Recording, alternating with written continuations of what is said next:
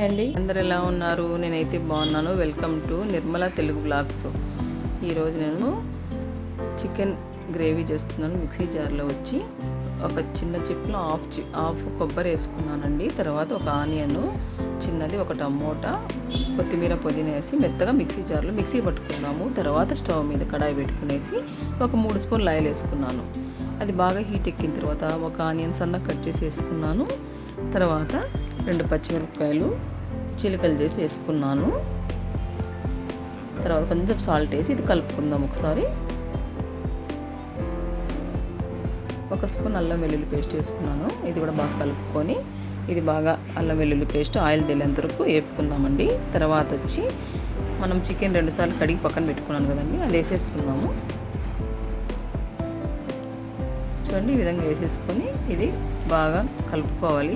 ఈ స్టేజ్లోని పసుపు, రాళ్ళుప్పు కొంచెం వేసుకున్నాను. ఇప్పుడు ఇదంతా కలుపుకునేసి మూత పెట్టుకుందాము. ఇదంతా బాగా ఆయిల్లోనే వేగాలండి, ఎక్కడ ఇప్పుడైతే వాటర్ వేయకూడదు.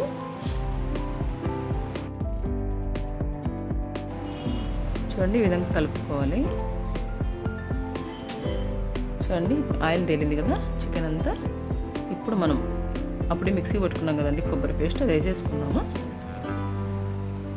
చూడండి, వేసేస్తున్నాను. ఎంత బాగా కలుపుకొని మళ్ళీ మూత పెట్టుకొని ఈ మసాలాలని బాగా వేగాలి. చికెన్ ఎక్కడ నీళ్ళు అయితే ఇప్పుడు వేయకూడదండి. ఈ విధంగా ఒకసారి ట్రై చేయండి, చాలా బాగుంటుంది చికెన్. చూడండి, ఇదంతా అట్లా బాగా ఆయిల్ తేలుతుంది కదా చికెన్. తర్వాత 1 స్పూను కారం వేసుకుంటున్నానండి. ఇది గుంటూరు మిరపకాయలండి, చాలా కారం ఉంది. అందువల్ల నేనైతే చిన్న స్పూన్తో 1 స్పూన్ వేసుకున్నాను.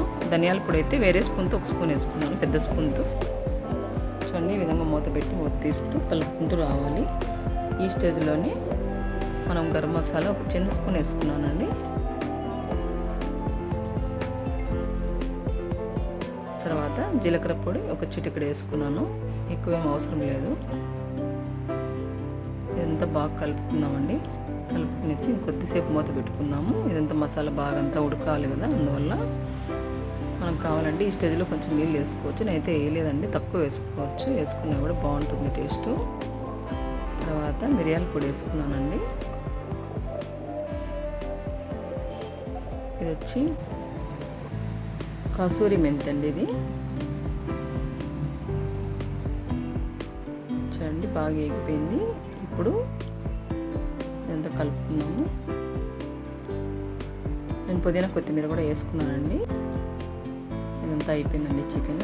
నీళ్ళు అయితే కొంచెం వేసుకున్నాను, ఎక్కువ వేయలేదు లాస్ట్లో ఉడికేటప్పుడు. మా వీడియోస్ మీకు నచ్చినట్లయితే లైక్ చేయండి, షేర్ చేయండి, సబ్స్క్రైబ్ చేయండి. పక్కనే ఉన్న బెల్ సింబల్ నొక్కండి. మా వీడియో ఎవరైనా ఫస్ట్ సారి చూస్తుంటే ఖచ్చితంగా సబ్స్క్రైబ్ చేసుకోండి. Thanks for watching.